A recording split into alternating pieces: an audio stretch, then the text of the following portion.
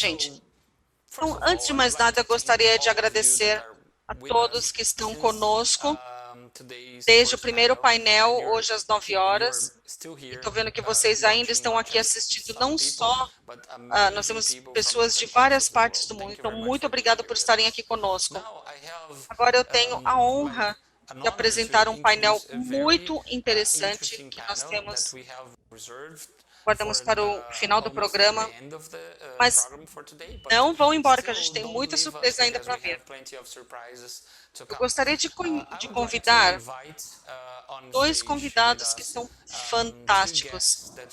Eles vão nos ajudar a ter uma melhor compreensão de qual é o nosso lugar aqui, que é startups, inovação e também para investimento.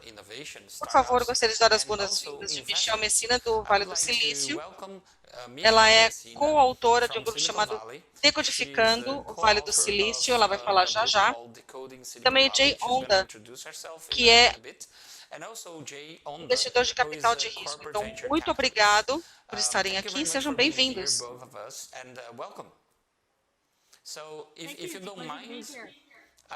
Eu gostaria de começar com a Michelle e fazer uma breve apresentação, aí nós passamos para o Jay e aí nós podemos começar, tudo bem? Perfeito.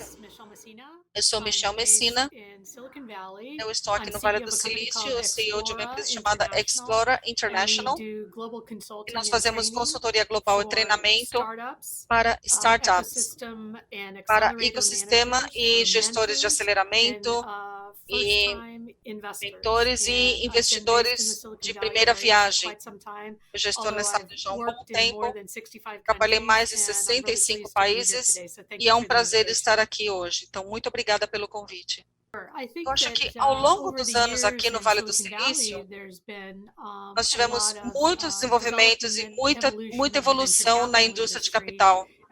Nós abrimos oportunidades para investidores, tanto iniciais quanto mais maduros.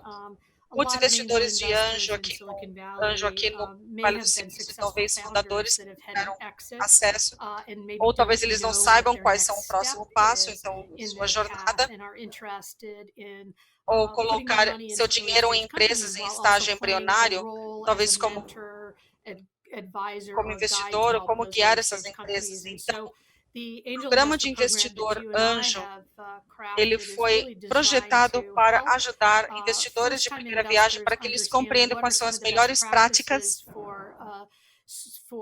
para estabelecer o investimento, processar essa tese de investimento e também para que eles compreendam quais são as melhores formas de buscar bons negócios e buscar bons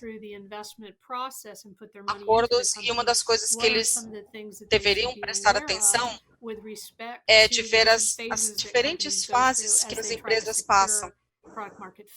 E nós também damos as ferramentas e também referências de benchmarking para que eles consigam entender como avaliar empresas e ver como que eles estão num estágio específico naquele momento, ou um momento específico, para que eles tenham uma melhor compreensão quais são as métricas e marcos que eles precisam focar.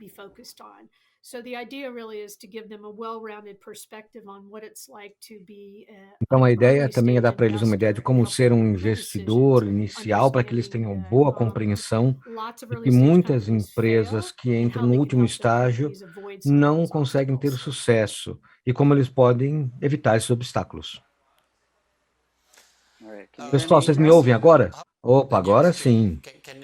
Fantástica. Agora que você chegou para a conferência, bem-vindo. Se você pudesse apresentar rapidamente e nos dar aí uma ideia sobre quem você é, para que nós possamos interagir e para que a nossa plateia possa te conhecer também. Perfeito. Desculpe o desafio tecnológico aqui. O meu nome é Jay Onda, eu nasci e cresci no Vale do Silício. No início da minha carreira, eu estava falando sobre produtos em várias empresas e depois sobre inovações corporativas. E eu discuti muito sobre o que essas parcerias podem oferecer para as empresas e como a escalabilidade pode lançar para as empresas várias inovações nessa cooperação. Nós sempre pensamos sobre as inovações no Vale do Silício e o meu papel sempre foi o de apoiar o ecossistema, agindo como mentor para vários aceleradores ao redor do mundo, com entidades governamentais, para que elas possam entender como criar processos de inovação nesse ecossistema e dando apoio também ao universo corporativo, falando sobre melhores práticas e coisas que são muito importantes e os desafios que a CVC encontra. Nós vemos que muitas empresas são financeiramente motivadas e as CVCs têm muitos desafios estratégicos, tem muitas maneiras de trabalhar com isso. Eu estudo esse cenário já há 11 anos, olhando o padrão do que funciona ou não nesse tipo de mercado. A Michelle estava nos dizendo sobre um programa que foi feito com foco, na verdade, nos investidores de primeira viagem, por assim dizer.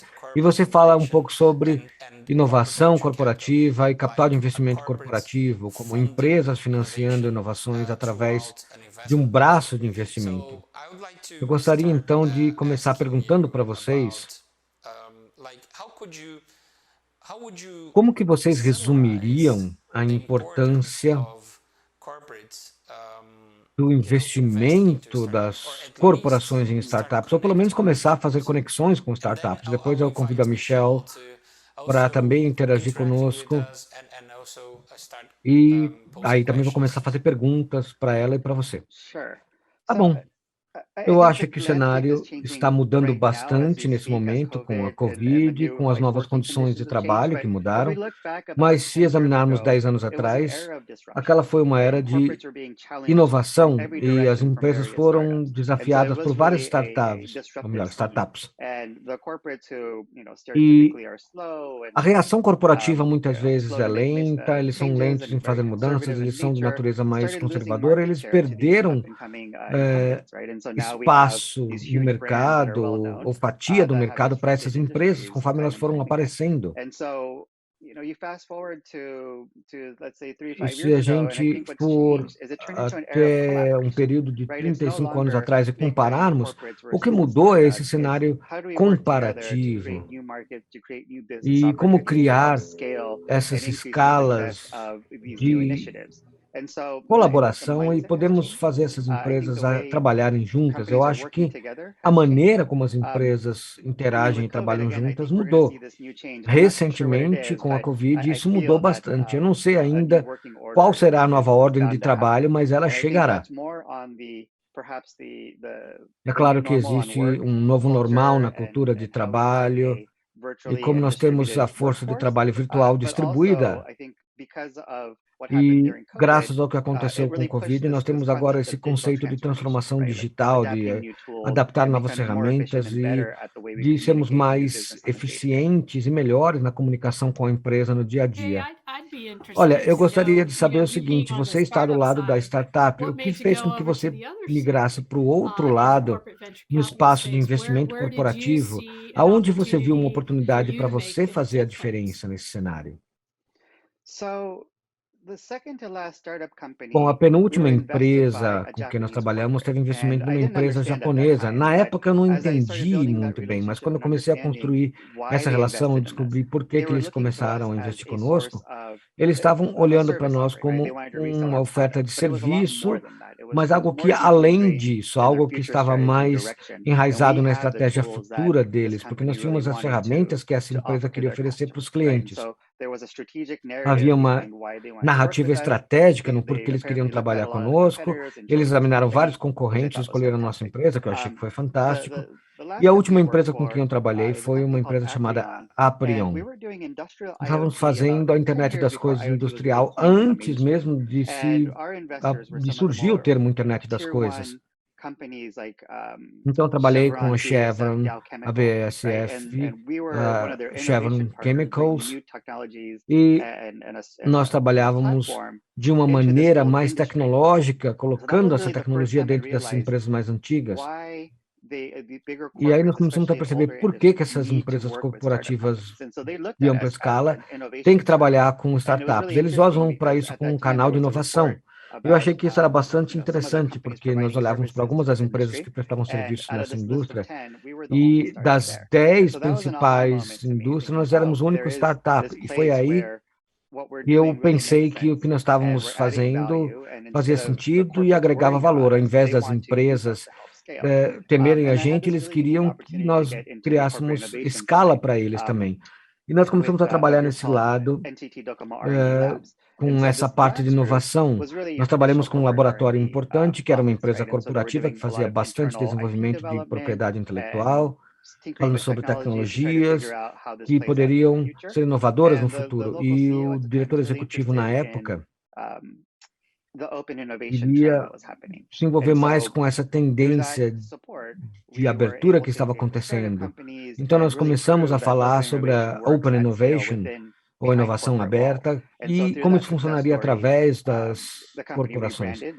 Então, esse laboratório mudou a sua identidade pessoal, eles mudaram o nome da empresa, e isso foi bastante interessante, porque eu pude pegar a minha iniciativa de startup e pude aplicar isso dentro da empresa como alguém que estava ali dentro, e eu pude ver o outro lado da parte corporativa e ver quais são os esforços de inovação que eles fazem, e podemos ver como nós podemos conectar isso com o que as startups estavam fazendo para que as empresas pudessem ter sucesso.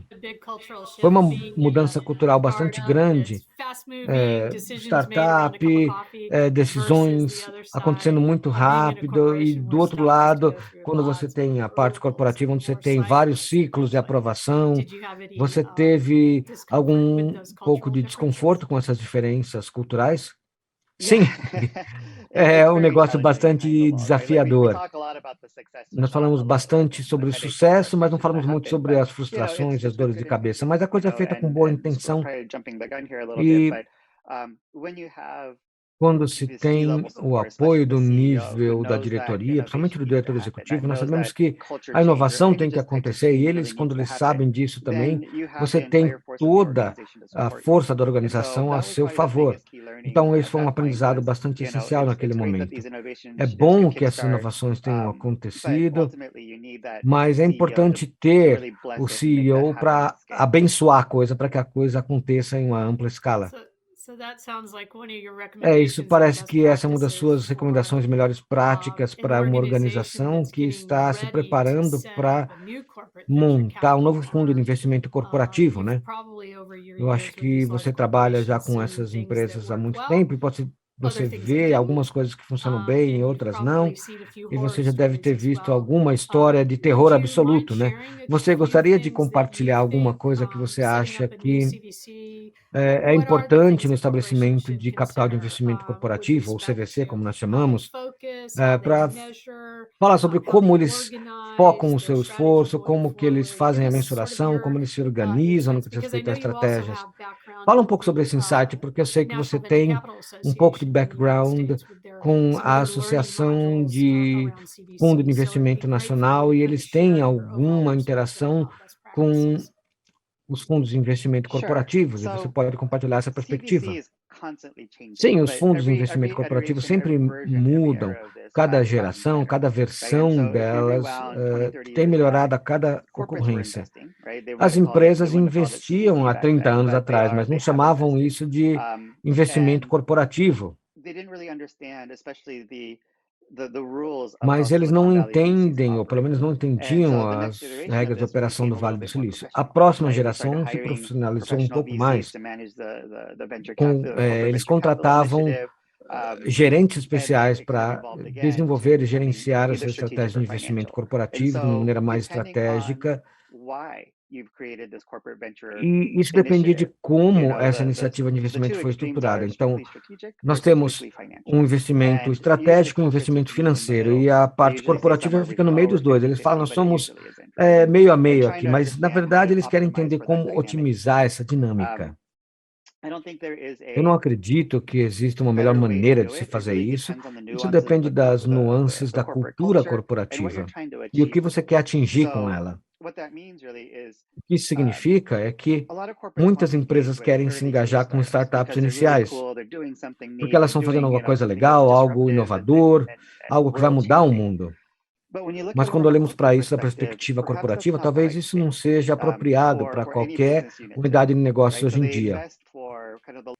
Então, eles investem na durabilidade da empresa a longo prazo e eles colocam incentivos no mercado para ver como essas tendências de novos comportamentos se desenvolvem. E essa é uma nova onda de fundo de investimento corporativo.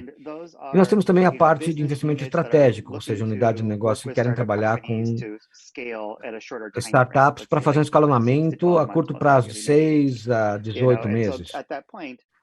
Então, nós precisamos que a empresa se alinhe, que toda a papelada regulatória e a parte corporativa interna esteja alinhada antes dessa parceria acontecer, para que eles possam entrar no mercado, ou se for uma joint venture, eles possam ter um acordo de revenda. Mas é aí que a CVC é algo que é muito importante, porque essa troca é algo que é muito importante para a entrada no mercado, para se ganhar escala. Eu vejo isso acontecer nos dois extremos e vi tudo o que acontece entre esses dois extremos. Eu acho que isso depende da posição corporativa no que diz respeito à estratégia que é apresentada. Se eu puder, eu gostaria de voltar a um dos comentários que você fez. Você mencionou no início que existem algumas diferenças no que diz respeito ao ponto de vista estratégico para o investidor corporativo e o investidor tradicional, por assim dizer. Para mim, parece que tem algo interessante e importante de se explorar aqui. Você poderia falar um pouco sobre isso, Jay? Entre um investidor e um investidor corporativo? Sim. Então, o objetivo do investimento é ter retorno. E do lado corporativo, nós temos níveis diferentes do que significa retorno. Mas todo mundo quer investir em empresas que tenham sucesso, então existe um limiar aí. Os investidores tradicionais têm que eles investem sabendo que eles têm que ter um retorno no investimento. Então, às vezes, é 2 ou 3 vezes de retorno no que foi investido, antes deles chamar isso de uma jogada vitoriosa. Então, o investimento corporativo, eles buscam o resultado, mas esse não é o principal motivo. Eles investem em empresas de destaque, seja por setor ou por tipo de atividade, e eu acho que isso pode mudar um pouco com o passar do tempo. Eu quero deixar isso claro. Quando uma empresa investe, quando há um investimento corporativo, a pergunta sempre é por que foi feito esse investimento? Para explicar por que o investimento for feito de uma maneira articulada, seja por desenvolvimento estratégico ou por uma possibilidade de crescimento, plataforma inovadora, daí por diante. Isso é essencial, porque essas iniciativas corporativas buscam algo que eles possam ter em retorno não só como retorno financeiro. Então, nós observamos a coisa além de uma taxa de retorno ao investimento. Então, é sempre uma possibilidade de oportunidades para escalonar as operações da empresa. Então, eu acredito que a parte de investimento corporativo traz mais desafios a serem atendidos. Os KPIs vão ser mais importantes, não só o retorno financeiro. Espero que isso responda a sua pergunta. Sim, você respondeu. Você diria que para o investimento corporativo, isso funciona de uma melhor maneira conforme o investimento evolui, porque você pode ter várias estratégias de saída do que simplesmente a justificativa financeira do retorno do investimento. Olha, no início da minha carreira, eu entendia que assim, olha, se você tem dinheiro enquanto empresa, se uma empresa investe em outra é porque ela quer comprar essa empresa. Mas isso depende de cronogramas diferentes, porque os investimentos corporativos às vezes duram 10 anos, e a gente pensa numa linha de vida de uma empresa startup, por exemplo, a gente já não pensa mais de um plano de saída de investimento de 5 a 7 anos. Esse plano já passa de 10 a 12 ou 15 anos. Isso depende do nível de escalabilidade e do nível de maturidade dessa relação. É difícil dizer. Para quem está sendo investido, para quem recebe dinheiro desse investimento corporativo, nós temos o outro lado da moeda. Então, se, por exemplo, existem empresas que estão investindo numa outra, o que isso significa para o mercado? Por exemplo, se nós temos uma empresa com uma marca respeitada e o relacionamento com o investidor azeda, como é que isso vai se desenvolver, principalmente antes da gente identificar um possível conflito de interesses e como isso pode ser resolvido? Ou então até ramificações jurídicas por trás disso. Isso pode causar problemas quando isso é sinalizado para o mercado. Então, tem algumas coisas que são difíceis de se resolver, porque existe a concorrência na jogada também. Porque tem essa empresa que não investiu na minha, mas investiu num concorrente meu e eu posso estar em desvantagem. Então, essas são coisas que é importante considerar. Nós lançamos esse acordo para que todos saibam do que se trata, para que fique claro o porquê foi feito esse investimento. Alguns fundos de investimento corporativo só investem quando eles têm um acordo assinado antes de fazer essa parceria, e outros só prometem uma esperança. O problema está nos detalhes, e aí é importante estar ciente de por que há esse investimento na parte corporativa, qual é o valor que está sendo buscado, e daí por diante. Nós temos números sobre o Vale do Silício, onde 90% das startups fracassam nos primeiros 5 anos. E eu sei que esses percentuais são ainda maiores em muitos outros lugares ao redor do mundo. O que esses dados dizem para você com respeito a empresas e startups que recebem investimento corporativo? Existe um tipo de diferença na taxa de sucesso dessas startups, que às vezes eles têm que compartilhar recursos, porque tem muito investimento e são vários acordos mega milionários. Então, qual é a taxa de sucesso ou fracasso em comparação com uma startup tradicional que tem problemas, às vezes, para ter esse fit comercial? O Dr. Martin Hemming fez um estudo que investigava esse universo de investimento corporativo há anos, e ele tem um número bastante interessante. Nós sabemos que, pelo menos no Vale do Silício, as empresas que fazem investimento corporativo participam em 30% dos acordos. Eu não sei por que 30%, mas eles dizem que isso aumenta a taxa de sucesso da maioria das empresas, nas quais eles investem em 30%. Mas isso também prolonga o tempo de saída do investimento em 30%. Então, tem algo mágico sobre o número 30%. Mas isso não aumenta muito as taxas de sucesso. E a maneira como as empresas fornecem esse suporte estratégico tem mudado com o passar dos tempos. Isso tem sido revisado e, atualmente, isso pode estar aumentando esses números um pouco. É interessante, parece que leva um pouco de tempo para atender essas métricas, mas eles têm uma taxa de sucesso maior depois desse período de tempo mais prolongado, né? E o que é interessante também, se vocês me permitirem, é que, embora exista muito a ser descoberto por essa ótica, até o momento, esses números de crescimento no Vale do Silício, nos Estados Unidos, têm mostrado um crescimento não só de volume de dinheiro investido pelos investidores corporativos, mas também número de transações e o valor por transação. Com o passar dos anos, esse número tem crescido. Eu não sei se ele vai continuar crescendo na mesma taxa que ele cresce hoje, mas me parece que sim, né? Você vê isso da mesma maneira, nessas tendências que vão acontecer, ou você acha que uma participação de um terço vai se acomodar também? Eu acho que tem muito capital no Vale do Silício de maneira geral. Então, depende da corporação com a qual você está fazendo negócios. Então, ano passado a gente viu os SPACs vindo para discussão. Então, outras que a gente vê no mercado de capital de risco, como o private equity e outros mercados, então ele está mudando de acordo com as empresas que estão participando.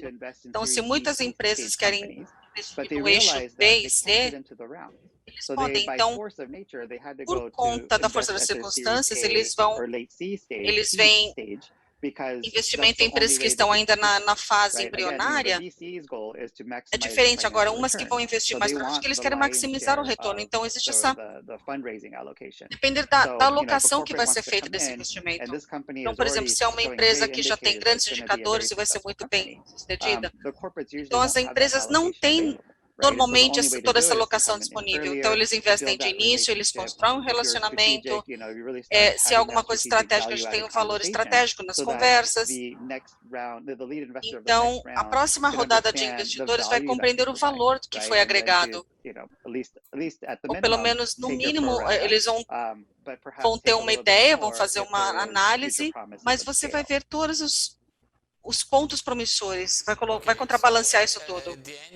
Então, por fim, o que você está dizendo é que a forma que as coisas estão acontecendo, de certa forma, estão meio que forçando os investidores de capital de risco a investirem mais no início. É a conclusão direta que a gente pode tirar? Depende da estratégia. Nós temos investidores que gostam mais de investir nos fundos numa parte mais tardia, e aquelas que querem investir mais para frente, que elas vão ajudar no escalonamento. Então, nesse momento, realmente é um campo bem distributivo, bem distribuído, depende de onde eles estão olhando, de onde eles estão analisando. Se a gente pensar, por exemplo, empresas de startup que têm um capital bastante agressivo, então você tem... Depende de onde você vai investir, ou no começo ou mais para frente, tem um resultado diferente. Então, esse ponto nas empresas corporativas entrarem e pensarem nesses pools de grande investimento, então, se você olhar na perspectiva do setor, nós temos aqui vários pontos de equilíbrio. Então, nós temos, por exemplo, essa visão dos fundos que também podem modificar os algoritmos e iniciativas de bilionárias. Então, de novo, eu acho que dependendo de como essas corporações jogam, digamos assim, você vê elas passaram dessa fase de incubação, elas estão se estabelecendo mais no mercado, eles estão começando a se escalonar, então isso faz parte da análise corporativa. Então, você vê aquela distribuição, tipo aquela bell curve, aquela curva. Você tem investidores que gostam de investir de um determinado lado, eles querem investir um pouco antes ou um pouco depois, dependendo do que for relevante o papel dessa empresa investidora. A partir do momento que eles estabelecem esse fundo inicial de investimento, eles veem, por exemplo, quais setores industriais e qual estágio de desenvolvimento que elas estão. Você acha que isso se mantém? Então, por exemplo, o CVC tem que fazer uma virada com base na realidade do mercado hoje. A gente não tem como investir ou logo de início ou mais à frente. Então, isso tudo é uma parte do que eu espero que as expectativas que estejam se adequando às corporações. Espero eu. Sim, nós temos modelos diferentes de como os investidores de capital de risco, os CVCs, trabalham para ter essa flexibilidade. Então, de acordo com as tendências do mercado, se você tem um fundo individual, significa que você talvez não precise ser tão ligado aos estágios. Você pode ver no seu setor a sua corporação concorda com o que você está tentando fazer. E, por outro lado, você tem alguns grupos que estão levantando fundos de várias corporações. Então, eles podem ter um momento um pouco mais difícil de mudar o foco deles, mas eles também podem focar em fundos, ou digamos, energia. Normalmente a gente tem, por exemplo, investimento que vem de uma empresa, eles querem colocar numa empresa de IPC e não vai gastar tanta energia. Então, algumas energias aqui são até que imutáveis, mas do ponto de vista corporativo, a gente pode surgir do nada ou vir do nada, mas eles precisam alocar todos os recursos. Então, eles vão ter investimento de toda a inteligência, de onde que vem essa informação. Eles precisam se adaptar ao mercado que está em constante mudança. Então, essas pelo menos são as visões que nós temos desses pesos e contrapesos. Agora, contanto que você tenha apoio no nível mais alto, e você tem investimento sendo feito, então eles vão se posicionar um pouco melhor para se adaptarem à mudança. Podia falar um pouquinho sobre o ritmo do investimento, porque algumas organizações, como que os investimentos são feitos ao longo do tempo, como que é esse processo. Então, por exemplo, se nós tivermos um brasileiro que esteja fazendo esse investimento, então podia dar um pouquinho da ideia do que acontece entre esses dois e o que um empreendedor precisa saber, por exemplo? Uma ótima pergunta. Então, eu sei que são 3 perguntas numa só, né? Me desculpe. Assim como os fundos aqui com base nos Estados Unidos, alguns estão limitados geograficamente. O que isso significa? Eles só podem investir em empresas que estão consolidadas nos Estados Unidos. Então, se elas não estão com base nos Estados Unidos, não podem receber esse investimento desse grupo. E a aplicabilidade aqui da lei, é só para a gente ter uma ideia, isso significa que é mais fácil você fazer os negócios aqui. Agora, se nós temos um empreendedor brasileiro vindo para os Estados Unidos, é um pouco difícil de conseguir esse acesso, de ter visibilidade, só porque nós temos muita competitividade aqui também, tem muita concorrência. Então, que tipo de relacionamento você está criando? Onde que vai essa conversa por investimento? Eu acho que nós temos muitos desafios aqui. E nós costumamos dizer o seguinte, que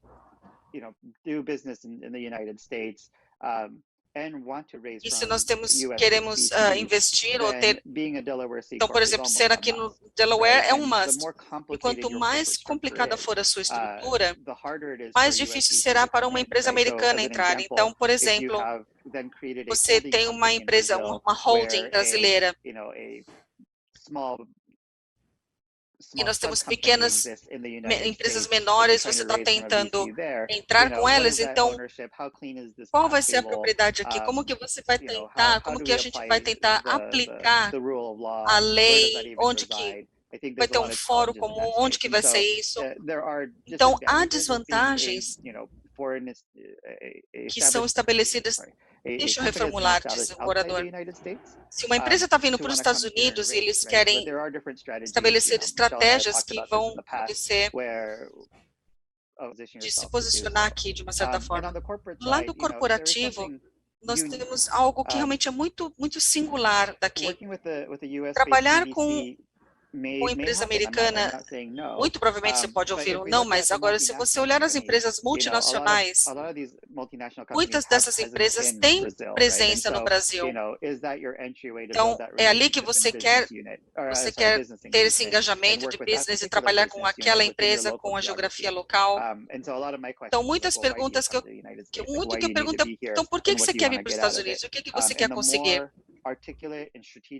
E quanto mais estrategicamente alinhado você estiver, mais bem-sucedido você será. E é uma estratégia geral de business. Agora, do ponto de vista de capital de risco, isso depende de como está sendo feito para o ponto de vista de investimento. Então, quantas empresas, e qual é a velocidade, qual é a rapidez, globalmente, localmente, coisas do gênero. Então, realmente, tudo isso depende das expectativas que eles estabeleceram com a gestão sênior e quais as métricas que eles estão utilizando para analisar isso. Uma ótima pergunta. Eu acho que, na média, as maiores empresas vão ter de 40, 60 mil por ano, é um número, talvez dias por ano, talvez sejam mais rápidos ou mais agressivos ou menos agressivos, depende do que eles estiverem tentando fazer. Então, se nós tivermos um fundo estruturado que está investindo nos momentos iniciais de uma empresa, eles talvez sejam mais agressivos nos pesos e contrapesos deles. Agora, se eles estiverem focados, se eles têm algum acordo, e toda a papelada desse acordo tem que ser feita de antemão, então talvez, eu já vi 2 modelos, mas assim, menos de um ano isso é feito. Então depende do que você quer conseguir. Então, agora, como fundador de uma empresa, se você quer descobrir com quem você fala e qual tipo de engajamento corporativo, ou se você também está investindo numa empresa minha, o que você tem que fazer para compreender isso é dar uma olhada no portfólio e ver onde que é o quartel-general dela. Se for tudo aqui nos Estados Unidos, é um grande indicador que eles vão investir em empresas que estão nos Estados Unidos. Ou se for algo mais diversificado, ou se essa empresa estiver em outras partes do mundo, você tem grandes chances de conseguir os fundos dessa empresa, nessa corporação. Se você me permite, vamos dar um tempinho para o Jay se recuperar, né? Então, baseado em tudo isso que o Jay falou agora, e de acordo com a nossa experiência trabalhando com várias empresas em locais diferentes, não só nos Estados Unidos, mas também em muitas partes do mundo, o que você acha, por exemplo, dessa abordagem que está acontecendo cada vez mais? O que você já viu até agora, não só nos Estados Unidos, mas muito embora nós estejamos falando dos painéis, seja do Vale do Silício, o que você pode compartilhar com a gente? Eu acho que os dados que eu tenho de 2020 diz que muito dinheiro está sendo investido, está sendo empregado em CVC, investido em muitas empresas. E, por exemplo, a quantidade do capital tem subido. Agora, em todo o mundo, nós tivemos um ligeiro decréscimo no número de acordos que foram feitos em relação a 2020. Isso talvez esteja relacionado à pandemia, a gente não sabe com certeza, mas eu suspeito que sim, tem esse fator sim, porque tem muita anomalia acontecendo nos últimos 24 meses por causa da Covid. Mas eu vejo que existe um grande esforço, por exemplo, no CVC, tanto nos Estados Unidos como na Europa. A gente está começando a ver a Ásia se envolvendo. Nós estamos vendo atividade no Oriente Médio, principalmente empresas de óleo e gás que estão mudando um pouquinho para energia sustentável, assim que, lógico, os recursos de petróleo se esgotarem. E eles estão investindo no setor de recursos naturais. E nós estamos vendo investidores em vários setores. Eu gostaria de ver mais dessas grandes corporações investindo em soluções para problemas mundiais que nós enfrentamos. Insegurança relacionada a fornecimento de água, insegurança relacionada a alimento. Quando falamos com empresas, principalmente quando eles estão investindo pela primeira vez, a inovação é complicada. Nós estamos lidando com iniciativas que podem vir a fracassar. E existe um aprendizado por detrás disso. E então, toda essa ideia de ideathons e hackathons pode ser um pouco confusa. Quando a gente fala sobre esses grupos de investimento, a gente diz que a gente está tentando provar um conceito, uma ideia, e isso vai seguir e faz parte dessa jornada. Isso tudo tem a ver como as empresas externalizam a inovação e como elas sinalizam para os mercados serem mais inovadores. Então, são exercícios da gente identificar essas empresas, se engajar com essas startups. Elas estão aprendendo e, se elas forem estruturadas corretamente, elas vão se alinhar com a estratégia corporativa, seja para entrar num novo mercado ou para ter um apelo para uma nova base de clientes. Então, tudo isso vira um tipo de input na estratégia mais ampla do grupo. Então, nós olhamos para ver se isso é tech for good ou se é mudança climática, ou outras iniciativas que as empresas costumam fazer. Então, eles têm um grupo que, na verdade, fica trabalhando meio que ao lado, mas eu acho que esses grupos vão começar a se engajar cada vez mais. E outra coisa que é importante é que isso melhora a imagem da empresa. A empresa vai ser mais sustentável, vai prestar mais atenção às suas emissões de carbono, ou então ter mais abordagem direcionada de uma forma amigável para a sua força-tarefa, para os seus funcionários. Então, isso se aplica muito aos funcionários mais novos, ao público mais novo, à geração Z, os millennials. Então, a imagem da empresa fica mais sustentável, fica uma imagem de uma empresa que é mais amigável com relação ao cliente, ou então uma imagem de um produto mais barato que essa empresa oferece. Então, isso fica ligado a uma certa geração, e isso pode posicionar a empresa melhor com uma filosofia, isso tende a escalonar muito melhor. Tem o termo ESG, que muitas empresas estão usando muito, e que isso dá um alinhamento melhor, uma execução melhor para essas empresas na iniciativa de serem mais transparentes. Não só dizer, olha, estamos fazendo bem, mas olha, estamos fazendo bem, e além disso, nós aumentamos nossas iniciativas, contratamos mais mulheres na força de trabalho em X% ano a ano. Esses pontos são importantes para os compradores e para futuros funcionários da empresa. Então, essas iniciativas têm valor estrutural a longo prazo para a empresa. Olha, eu acho que isso depende também dos compradores novos, dos millennials, como você falou. Eles estão muito motivados pelo fato de uma empresa fazer o bem no universo, para eles direcionarem os dólares deles na compra de produtos de uma certa marca. Mas, recentemente, eu estava lendo sobre empresas nesse mês nos Estados Unidos, que tem o mês do orgulho da comunidade LGBTQI+. Então, eles têm essa mudança no website deles com o logo, bastante tração da mídia social. E eles estão sendo bastante inclusivos com as pessoas, independente do perfil delas. Mas o desafio é o seguinte: se você não olhar para esse branding além dessa coisa superficial, você pode não perceber que as pessoas estão dizendo, olha, nós somos respeitadores do LGBTQI+,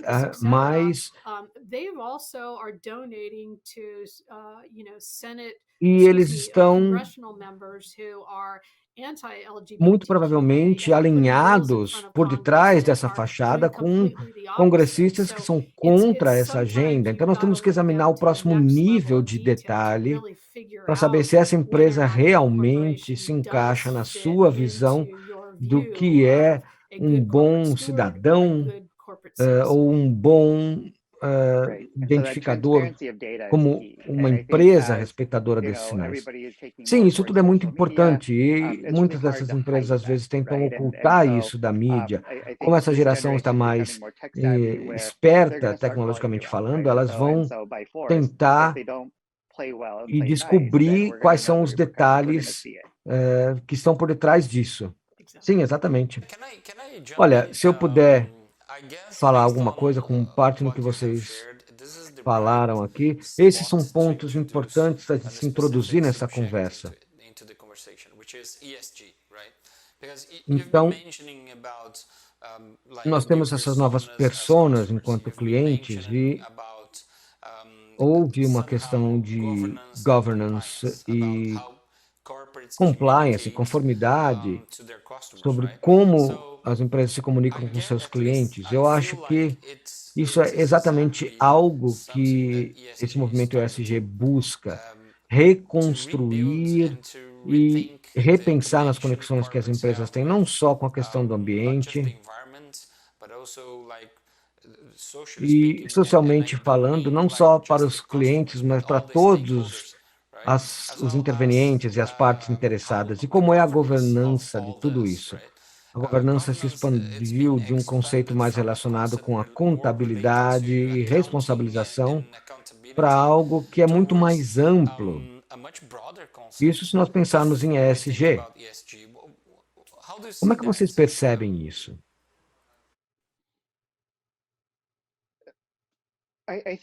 Eu acho que tem algumas coisas aqui que são importantes. Tem algumas empresas que estão otimizando a visibilidade ESG para terceiros. Isso não quer dizer que as empresas estejam fazendo um trabalho ruim. É como se fosse um indicador meio tortuoso. Ele existe e as pessoas estão mais cientes deles. Então, essa tendência está fazendo com que esse movimento seja meio impossível. Se a gente não está acompanhando, a gente não sabe o que está funcionando ou não. Ter esses dados no ponto de partida é importante, porque algumas pessoas, algumas empresas estão tentando levantar mais dados sobre ESG e daí por diante. Existem vários arcabouços, como a classe IRIS. Então, existem várias maneiras de se capturar esse tipo de informação, mas a coisa, por enquanto, está bem fragmentada. E o lado positivo é que existe um score ESG no mercado privado, e isso está evoluindo e está cada vez melhor. Eu acho que esse é um ponto interessante na nossa linha de tempo, porque os dados importam, nós queremos ver essa transparência, queremos ver mais do que a criação de valores transacionais, independente de qual seja o framework usado pelas empresas. Elas estão abordando esses tópicos, se tornar mais sustentáveis, de ser melhores guardiões disso tudo. Isso ainda é muito cedo, mas eu fico contente que essa iniciativa tenha se iniciado e que começou a ser bastante comum, e os investidores estão preocupados com isso. Nós ouvimos histórias como BlackRock, e isso tem que ser incorporado. E esse é um grande sinal para o mercado dizer, olha, nós temos que mudar a maneira como nós pensamos sobre negócios para que ele seja algo que seja válido para o nosso investidor amanhã. Como você vê essa questão da ESG em tudo que você está vendo nessa discussão? Você pode repetir a pergunta? Michel, como que você percebe essa questão do aspecto ESG relacionado ao que nós estamos discutindo aqui? Eu acho que é inevitável. Nós temos uma crise climática nas nossas mãos. Nós temos muitos problemas que estão começando a impactar todos nós. E o fato de que a informação viaja do ponto A para o ponto B em 1 nanosegundo faz com que nós venhamos a nos sentir mais conectados enquanto uma comunidade global, o que nos leva à identificação de, olha, essa é uma boa empresa, eu vou investir nessa empresa, eu vou comprar da empresa A ou da empresa B? Eu vou comprar algo local ou algo que foi transportado de uma loja a 600 quilômetros de distância? Eu acho que os consumidores vão pensar muito mais sobre suas decisões e como eles tomam essas decisões. Eles vão tentar viver de uma maneira um pouco mais sustentável. Um pequeno exemplo aqui na minha casa é que eu me lembro que a minha filha chegou em casa no 2º ano da faculdade dizendo, olha, a gente vai tirar todos os guardanapos de papel e vamos fazer essas coisas de uma maneira mais sustentável. Agora, eu nem posso mais pensar, não consigo mais imaginar ter toalha de papel na minha mesa, porque eu não vivo mais assim. É um passo pequeno.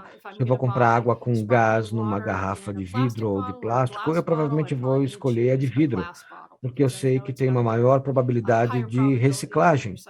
Eu sei que, na minha perspectiva, examinando aonde eu deposito meu dinheiro, em qual empresa, e como que eu faço isso de uma maneira melhor para ser uma melhor cidadã, e eu olho para as empresas para ver se elas têm o mesmo valor que eu tenho, ou os valores que eu tenho. Empresas como BlackRock, falando sobre qual é o caminho para o futuro, como o Jay disse, isso prepara o palco para ação e eleva o nível do jogo para várias empresas. Eu acho que nós temos que fazer isso, mas eu acho que isso tem que ser feito de uma maneira muito mais rápida do que o que tem sido feito nos últimos anos. Bom, em primeiro lugar, é muito bom ouvir isso, porque, em primeiro lugar, embora tenhamos muitas discussões sobre o aspecto ESG, me parece que está cada vez mais importante considerar essas questões quando nós estamos fazendo investimento através de fundos corporativos ou quando se discute o universo corporativo por si só. Eu vejo empresas tentando compreender como lidar com todas essas mudanças junto com a pandemia. Eu sei que o momento não podia ser pior, né? Mas, ao mesmo tempo, talvez seja o melhor momento. Foi muito bom poder ouvir vocês falarem sobre isso. Jay, como que você percebe essa indústria evoluindo daqui para frente? Nós estamos atingindo escala. Os novos fundos de investimento corporativo têm crescido a cada ano, e mesmo apesar da pandemia, vejo sinais de que temos inovações em investimento de fundos corporativos que estão crescendo. E isso é muito bom. As empresas estão tentando inovar cada vez mais. Nós vemos essa tendência com empresas mais verticalizadas. Elas pensam qual é o momento de ser mais inovador. Nesse sistema de investimento corporativo é uma comunidade, nós estamos compartilhando as melhores práticas. Se você vem de um setor específico, você tem muito aprendizado que pode ser feito ali, mas esses aprendizados são diferentes em outros setores. Enquanto esses fundos vão crescendo, a coisa não é separada do tipo, olha, eu invisto nessa indústria ou naquela. Nós temos uma sinergia de pessoas se agrupando. Então, eu acho que nós estamos numa era interessante de colaboração, onde as empresas trabalham juntas e fundos de investimento corporativo se juntam para resolver problemas diferentes. É um momento bem interessante, porque nós aprendemos muito com outros movimentos, com décadas de inovação, e eu sou otimista de que isso vai continuar a ser escalonado cada vez mais. Nós vamos continuar a ver aplicações mais rápidas no desenvolvimento de solução de problemas, não só para empresas, mas também para o ambiente como um todo. Muito bem. Michel, qual é a sua opinião sobre esse assunto? Eu também sou otimista, olhando os dados dos últimos anos e as mudanças nesses crescimentos e os relacionamentos fortes que eu tenho visto com mais corporações que estão trabalhando com a indústria de investimento corporativo, com outros players em cada geografia. Eu vejo que nós vamos continuar a perceber cada vez mais esse tipo de coisa. Eu acho que isso é bastante promissor. Eu gostaria de ver mais desse comportamento de fazer o bem e o que isso significa, e ver soluções que sejam mais focadas nesses desafios complexos que nós temos no mundo, porque a coisa está ficando cada vez mais urgente. Eu vivia em Seattle como criança e ninguém usava ar-condicionado. E nos últimos dias a temperatura disparou de uma maneira que ninguém esperava que fosse necessário ter ar-condicionado em casa. E nós temos todos esses indicadores de como a coisa está ficando séria e como nós precisamos acelerar essas coisas. Eu sou bastante otimista e nós vemos isso do ponto de vista de fundos de investimento corporativo, mas eu quero ver mais disso acontecendo. Fantástico, pelo menos do meu lado, o que eu tenho visto mostra que Esse é o início do processo, nós estamos ganhando ímpeto em lugares diferentes. É claro que o Vale do Silício está à frente da maioria das tendências, principalmente no que diz respeito ao investimento individual ou como desenvolver startups, e pelo menos eles têm estado à frente da maioria dos ecossistemas ao redor do mundo. Nós temos visto um fenômeno que está avançando e ganhando momento.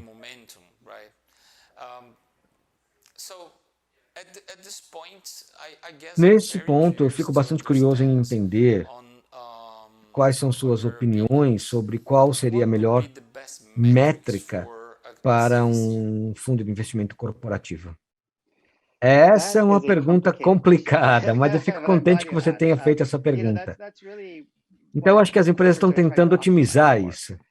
Quando nós damos um passo atrás, damos uma olhada sobre os pontos de dados no que diz respeito a esses investimentos, que eles são ciclos de 3 a cada 5 anos.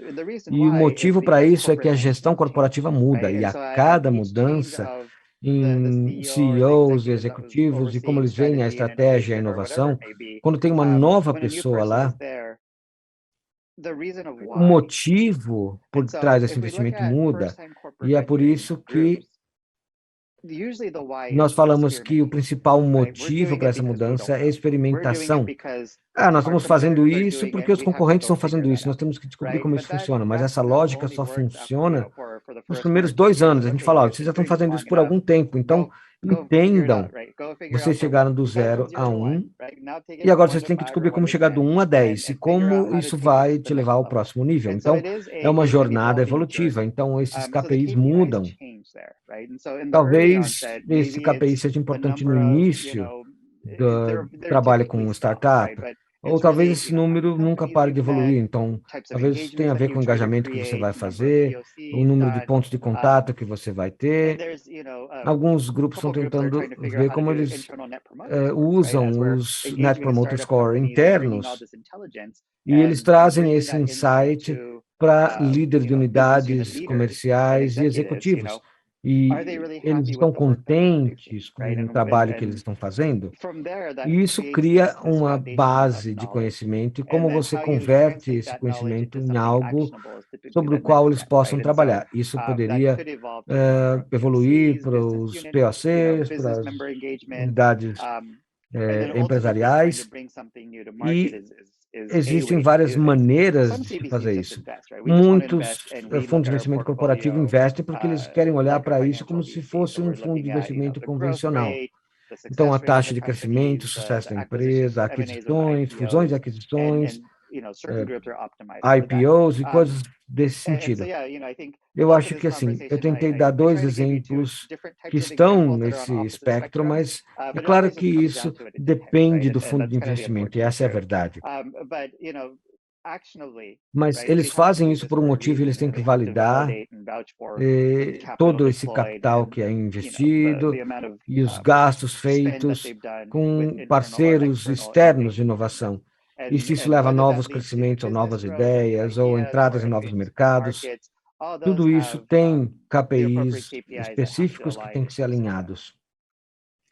Sim, eu acho que nessa média de 10 anos de um diretor executivo seria algo na faixa de 6 a 10 anos numa grande empresa, e pensando que talvez nos primeiros 3 ou 4 anos da empresa, enquanto CEO, eles estão consertando isso, aquilo, arrumando outra coisa, e talvez eles não cheguem a nenhum ponto onde eles possam dizer, olha, precisamos de uma abordagem diferente para a inovação corporativa.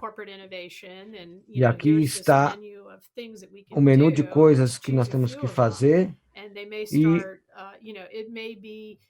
pode ser que depois de 5 ou 6 anos que esse fundo de investimento corporativo vai ser estabelecido, investido, mas aí talvez o CEO saia em 1 ano ou 2, e como você disse, Jay, a gestão muda e tem coisas que acontecem, né?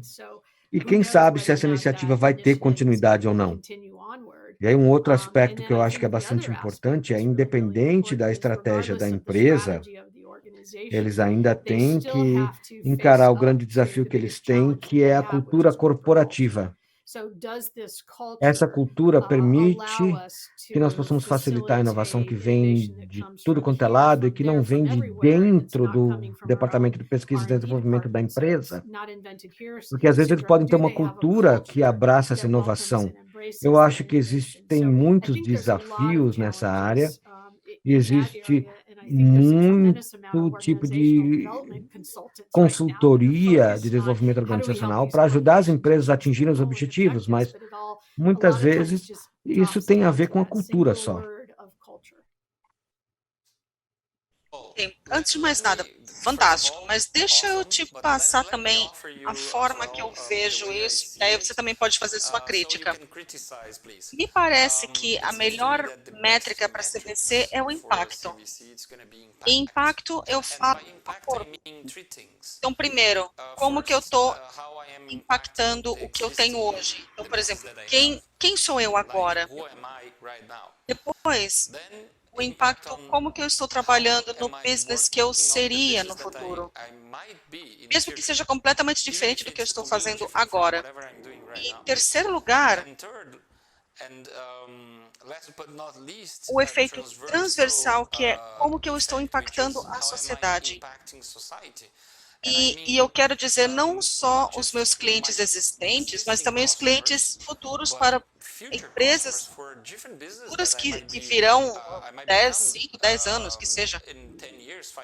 Então, se você tiver, por exemplo, uma empresa que está, de certa forma, criando problemas ou problemas ambientais, assim por diante, se você mudar a sua empresa no futuro, será que os seus clientes vão querer voltar?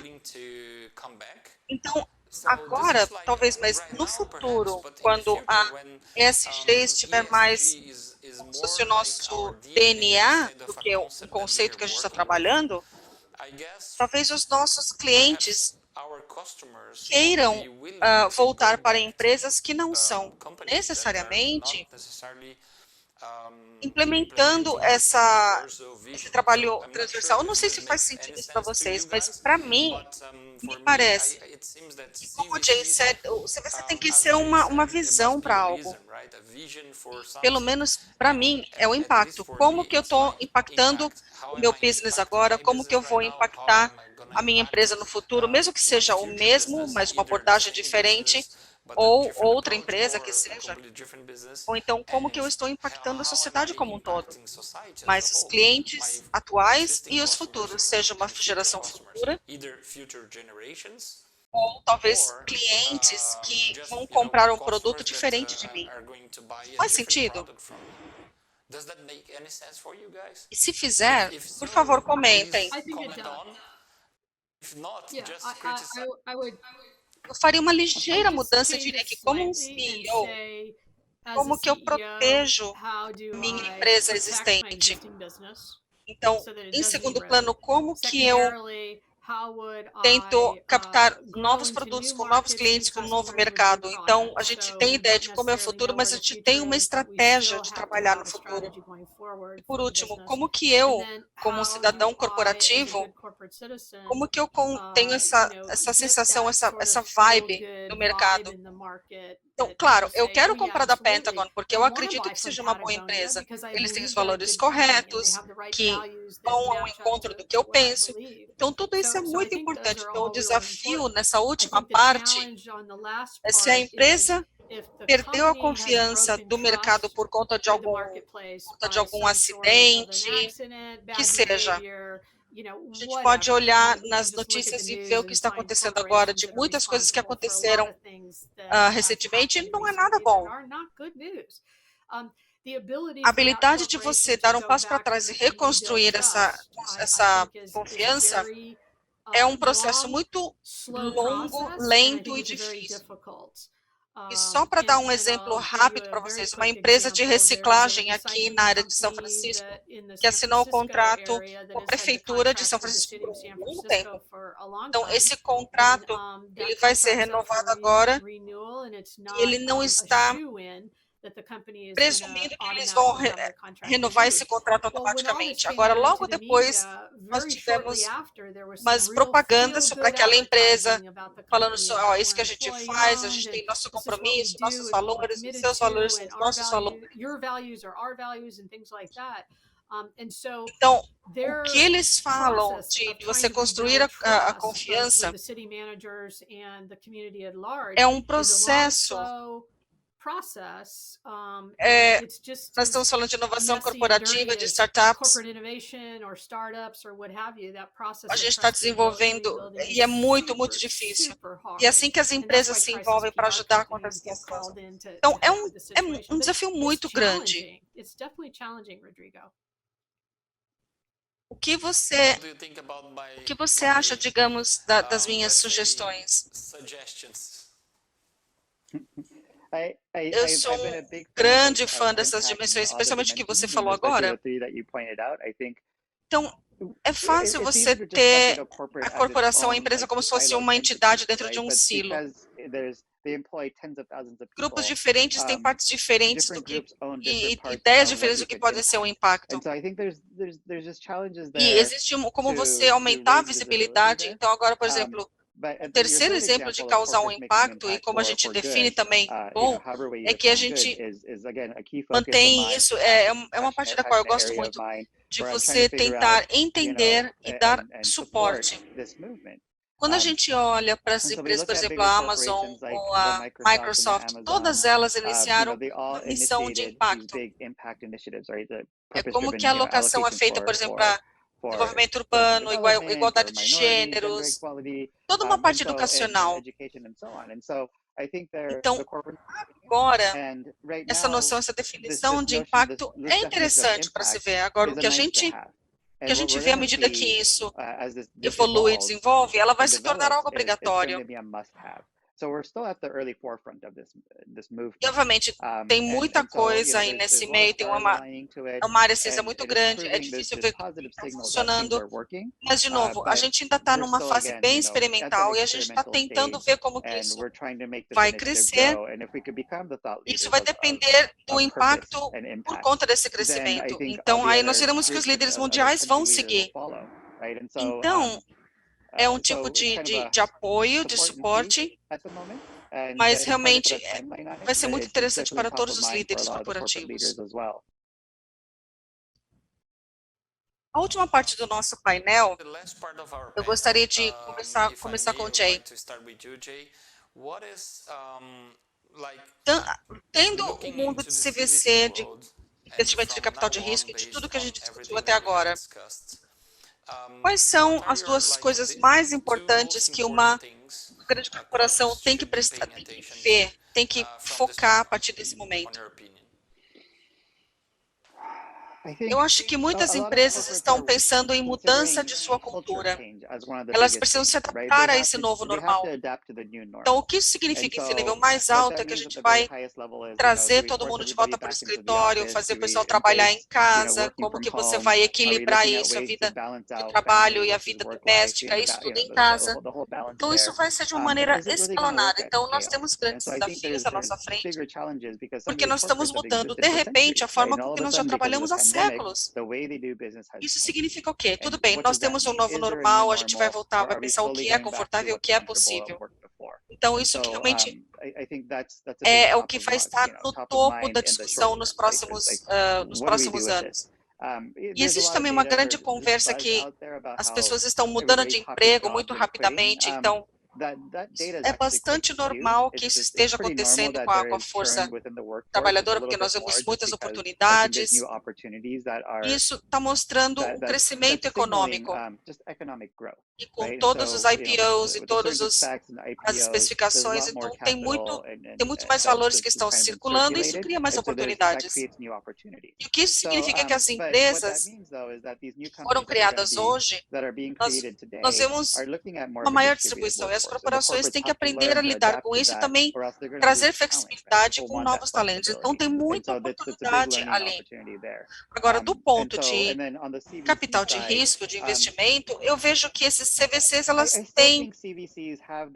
têm a tradição de investir em boas empresas. Isso não vai mudar. Não é uma iniciativa filantrópica, nós temos todos esses grupos. Então, por exemplo,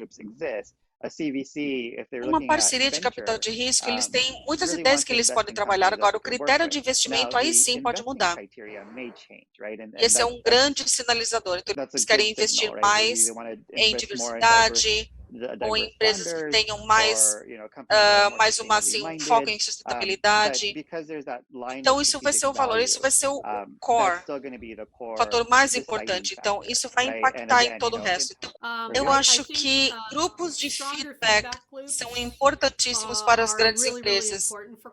Então, esses loops com o mercado, com o CVC e também com os funcionários, é realmente algo que vai aumentar em nível de prioridade, porque a pandemia nos mostrou que, como seres humanos, tem muitas coisas que são importantes para nós que nós estávamos negligenciando ou deixando de lado em nome de estar na empresa fazendo o nosso trabalho. Então, acho que as empresas precisarão estar mais desejosas em ouvir o que os seus funcionários querem falar, aqueles que querem trabalhar de casa, e ter feedback dos funcionários, dos clientes. Então, acho que tudo se resume a grupos de feedback e para mudar depois a cultura da empresa. E como que esses loopings de feedback, eles funcionem, nos deem insights e informações necessárias para construir uma empresa melhor, uma empresa mais forte, que esteja mais conectada